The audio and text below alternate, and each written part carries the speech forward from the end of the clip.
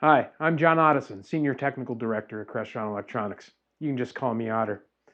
This being our first show, I thought I'd take a second and just say to you, I'm here to try to point out sometimes the obvious, maybe some of the more hidden stuff that's in there, make sure certain points are clear, those type of things.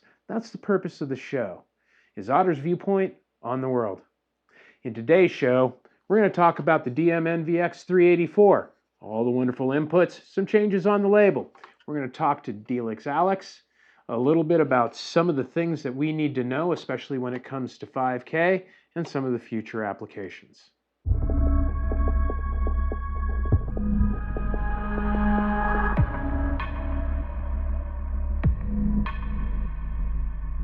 So, let's dive right in. First of all, the DM NVX-384, just like the rest of the NVX family, has all the features. We've just added a couple things. Most notably, 4 inputs and 5K support. So let's talk about those 4 inputs. Bring up a little application diagram, talk about the point-to-point.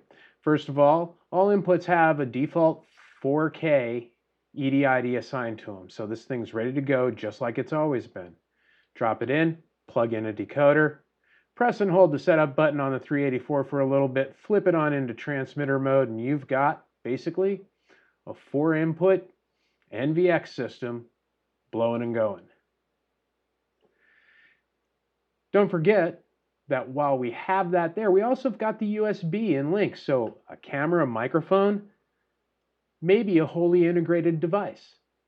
All this ready to go out of the box. Now notice we focus on the USB-C ports. The reason is that the USB-C ports are inclusive of the USB 2.0, along with the display ports single stream and audio. So basically we've got a whole system. No, the HDMI inputs don't count here. We would need, say, a processor, a little programming to kind of make that work. We'll touch base on that here in a minute. So why don't we up the ante a little bit? Let's drop in maybe some sound reinforcement into the room. Grab a set of them Saros NAX speakers. Couple, 3, 4, whatever you need. Right? Drop in a PoE switch. I'm looking at using the Ultra 12 here. The reason being, I need that PoE++ for the 384, that full 60 watts. So with a little bit of configuration, talking specifically on the decoder, let's say I don't have a monitor that wakes on sync, but uses 232 or CEC. I can configure the decoder to do auto power. The rest of it I don't have to touch. The only thing I got to do is drop into the Saros NAX and subscribe to the primary AES67 stream already flowing to the monitor. Now the source devices become the volume control in the system. We have sound reinforcement. We've got presentation. We need a little bit more maybe? You might want to add a Blu-ray player, or maybe there's a media streaming device. Okay, well, let's roll in a touchscreen, give us device control, source select, volume control, and then put in our media devices, tie up control, a little bit of programming, and we're off to the races. Don't forget, I'm a big fan of sensors. Drop in a PoE occupancy sensor. It gives you some metrics, feeds up to the cloud. Never miss the metrics. It also gives you an opportunity to automate the system, possibly wake up. Say one of the HDMI inputs is an in-room PC. Wake it up, put it up, signage, those type of things. And then finally, dropping into maybe a little extra crazy here. Extra squared, what if we had peripheral sharing? Once again, add a peripheral sharing button to the touch panel. We can now switch between the USB-C inputs, share the host, or maybe we actually might want to have one of those HDMI inputs have USB access to the peripherals like an in-room PC. Well, that's possible. Once again, once we add a control processor and programming, we've got a lot of power because we know things and we can tell them to do things outside of default configuration. So one of the ideas floated up was something along this lines, where you would use HDMI 1 and an A-blade to USB-C connector using one of the USB-C ports as just a 2.0 portion, and then providing a full USB-C capability connected if you wanted to. floating those up if you needed to. So there's the 4x1. Now there's a little bit to it. With this big old picture of the front face looking at you at the connectors, you'll see that there's a couple of labels here. Well, one of the big changes and something moving forward in all new DM NVX will be the way we label the USB ports. These ports are labeled on the older devices as device, which actually connected to the host, and host, which actually connected to the device. Here they've added some clarifying statements. We have the to device, and we have to host. Hopefully that makes things clear. I'll be honest, I've gotten mixed up. So it makes it clear, works for me. Now there's this eARC that's on a couple of the HDMIs, on the output and on input 2. Thought we'd reach out since we said Delix would be talking to us, and this would be one of my first things. Let's get some clarifying statements on what those mean given that they're future support. Maybe a little insight on how we should plan some of our multicast address. 384 line, it is part of what I consider to be the next generation of the DM NVX family, which will be incorporating eARC capability. And for those that may or may not know, eARC is the return channel or the audio return channel coming back from a television. And many of us use streaming applications within our television, and we need to be able to take that audio and make it part of a larger audio ecosystem. So that 384 will support it. The hardware is set up to do it.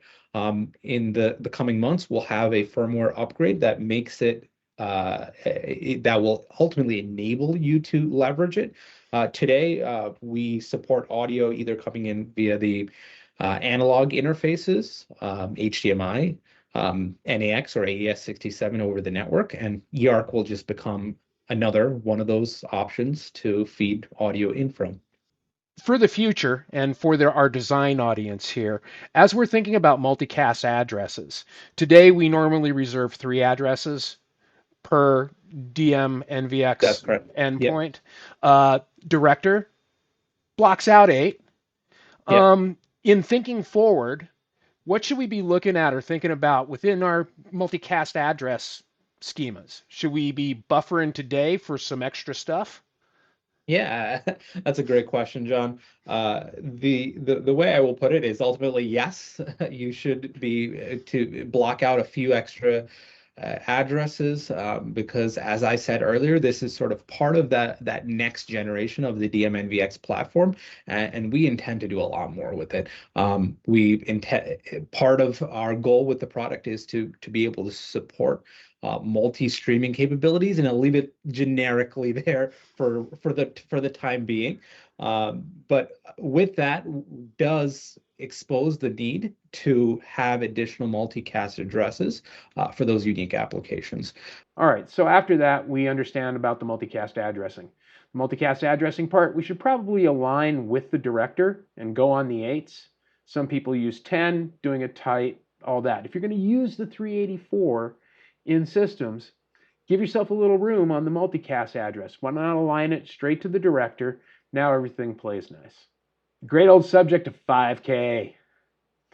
So there are some rules to the way 5K works. There's a little note in the specifications that say, hey, we're bypassing the scaler when passing one of the 5K resolutions. Ones that would be the 16:9 aspect ratio, the 21:9, or the 32:9.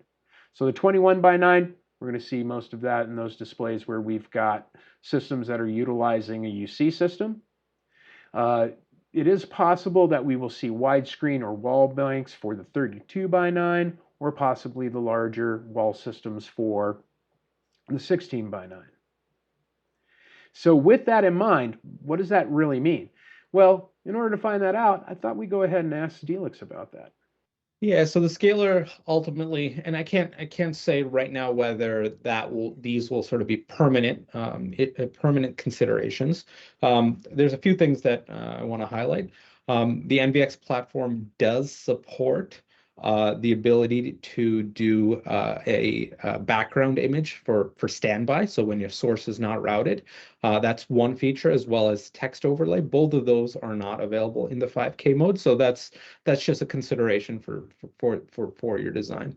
The other thing is, because the scaler in 5K mode, depending on the resolution coming in, especially if you're now mixing resolutions, that's where this becomes especially important. Right. There may be situations where you need to horizontally and vertically scale, depending on the source coming in. And one thing inherent with 5K is that we're talking about sort of the standard 16 by 9, 21 by 9, and 32 by 9.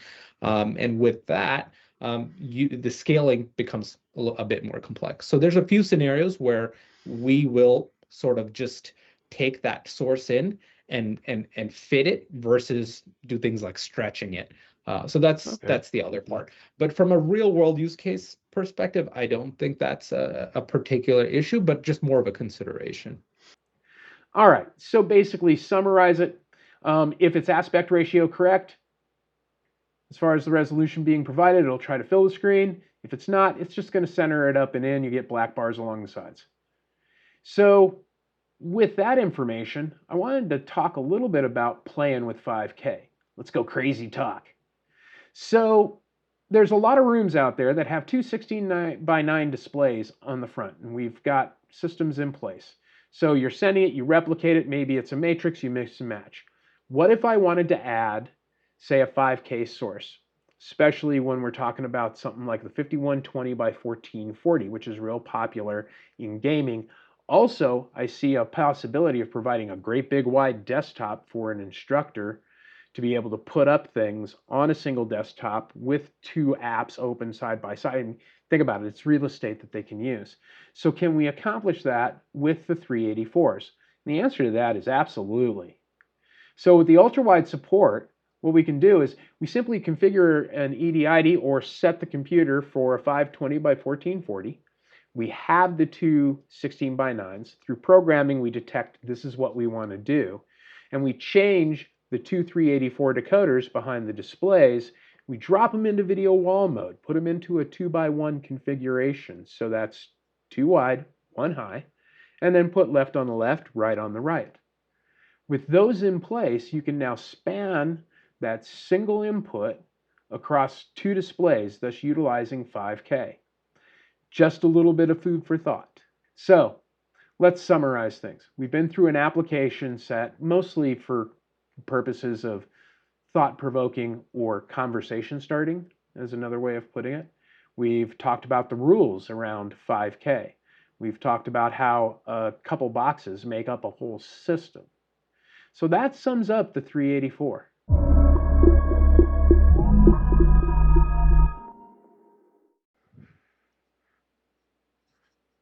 Oh, still here.